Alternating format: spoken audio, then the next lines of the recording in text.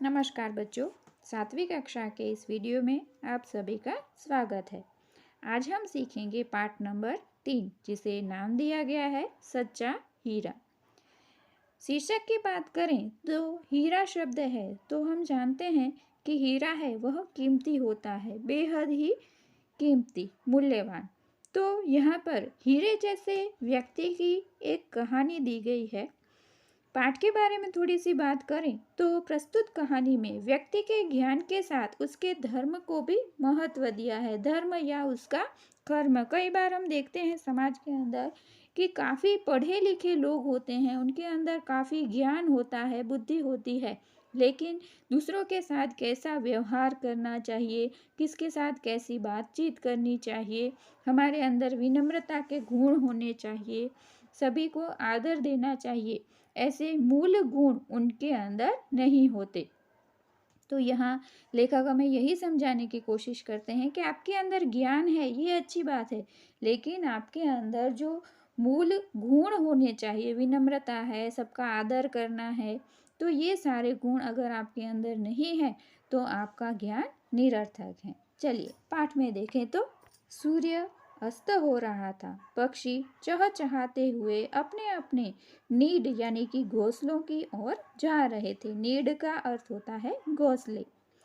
गांव की कुछ स्त्रियां पानी लेने के लिए घड़े लेकर कुएं की ओर चल पड़ी।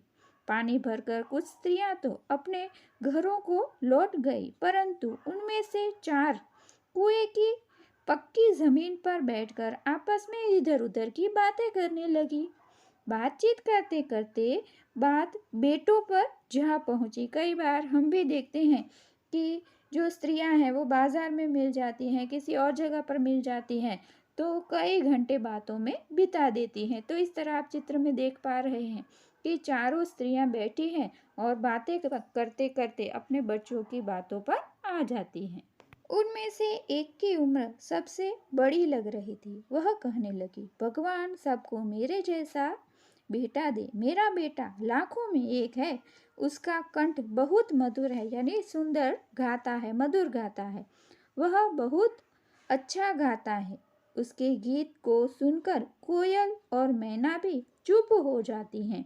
लोग बड़े चाव से उसका गीत सुनते हैं। तो इस तरह एक स्त्री है, वो अपने बेटे की सुंदर आवाज़ की प्रशंसा में लग गई। उसकी बात सुनकर दूसरी स्त्री का मन हुआ कि वह भी अपने बेटे की प्रशंसा करे। हर बार यही होता है कि एक व्यक्ति अपनी प्रशंसा शुरू करता है तो दूसरा भी रह नहीं पाता। वैसे ही दूसरी स्त्री ने कहा, उसने पहली स्त्री से कहा, मेरे बेटे की बराबरी कोई नहीं कर सकता। वह बहुत ही शक्तिशाली और बहादुर है। वह बड़े बड़े बहादुरों को भी पछाड़ देता है, यानी हरा देता है। वह आधुनिक युग का भीम है, यानी आज के युग का वह तो भीम कहा जाएगा, इतना बलशाली है। यह सब सुनकर तीसरी औरत भला कैसे चुप रहती। वह बोल उठी, मेरा बेटा साक्षात बृहस्पति का अवतार है। वह जो कुछ पढ़ता है एकदम याद कर लेता है। ऐसा लगता है मानो उसके कंठ में सरस्वती का निवास हो। यानी तीसरी स्त्री ने अपने बेटे को देवों के जो गुरु हुआ करते थे, बृहस्पति जो एकदम ज्ञानी थे, उसकी तरह अपने बेटे को गिनाया है। तीनों औरतों की बातें सुनकर चौथी स्त्री चुपचाप बैठी रही। उसने अपने बेटे के बारे में कुछ न कहा।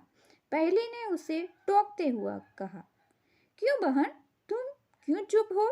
तुम भी तो अपने बेटे के बारे में कुछ बताओ।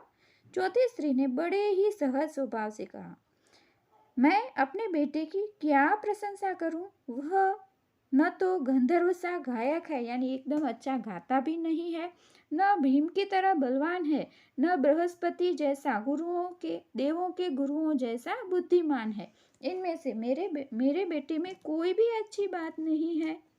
कुछ समय बाद जब वे सब घड़े सिर पर रखकर लौटने लगी, तभी किसी गीत का मधुर स्वर सुनाई पड़ा।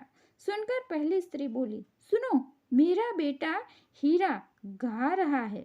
तुम लोगों ने सुना उसका कंठ कितना मधुर है? वह लड़का गीत गाता हुआ उसी रास्ते से निकल गया। उसने अपनी माँ की ओर ध्यान भी नहीं दिया। इतने में दूसरी स्त्री का बेटा उधर से आता दिखाई दिया। दूसरी स्त्री उसे देखकर गर्व से बोली, देखो यह मेरा बेटा, लाडला बेटा आ रहा है। शक्ति और सामर्थ्य से इसकी बराबरी कोई नहीं कर सकता। वह यह कहकर कह ही रही थी कि उसका बेटा भी उसकी ओर ध्यान दिए बिना ही निकल गया। वे कुछ आगे बढ़ी तो एकाएक तीसरी स्त्री का बेटा उधर से संस्कृत के श्लोकों का पाठ करता हुआ निकला। उसके आचरण से ऐसा लग रहा था मानो उसके कंठ में साक्षात सरस्वती विराजमान हो, यानी सुंदर से स्वर में वो श्लोक गा रहा था। तीसरी स्त्री ने गदगद स्वर से कहा, देखो यह मेरी गोद का हीरा है। इसे कौन बृहस्पति का अवतार नहीं कहेगा। परंतु उसका बेटा भी माँ की ओर देखे बिना आगे बढ़ गया और वह भी थोड़ी दूर गया कि चौथी स्त्री का बेटा अचानक उधर से आता निकले।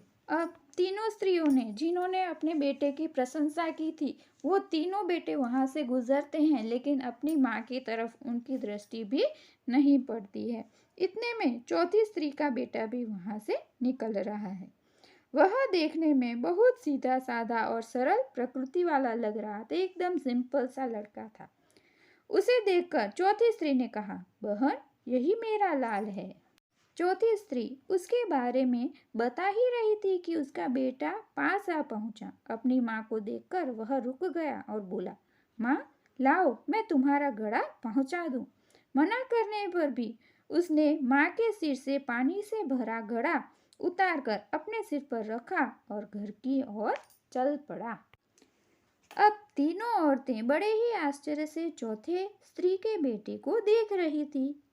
एक वृद्ध महिला जो बहुत देर से इन औरतों के पीछे चलती हुई इतनी बातें सुन रही थी, पास आकर बोली, देखती क्या हो, यही सच्चा हीरा है। यानी तीनों स्त्रियां जो अपने बेटे की बड़ाई हाँक रही थी, उनके गुणगान गा रही थी, उन सभी स्त्रियों में से यह चौथी स्त्री का बेटा ही सच्चा हीरा है, क्योंकि वह अपनी माँ के सिर का बोझ अपने ऊपर उठा लेता है। भले ही वो ज्ञानी न हो, उसके पास इतनी बुद्धि न हो, वह मधुर गाता न हो, बलवान न हो, लेकिन अपने हिसाब से वह हर बार अपनी माँ के दुख को दूर करना चाहता है, उसके ऊपर आए हुए संकट को अपने ऊपर लेना चाहता है।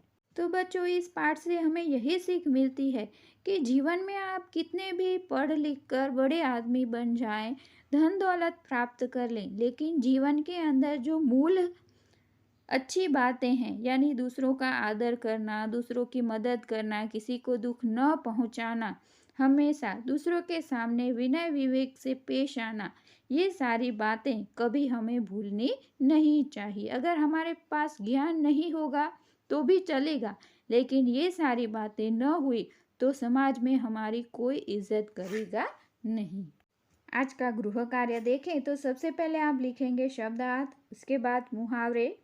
अभ्यास के अंदर जो 3 मौखिक प्रश्न हैं वो लिखेंगे। प्रश्न नंबर 2 यानी कि शब्दकोश के क्रम में लगाइए, वो लिखना है।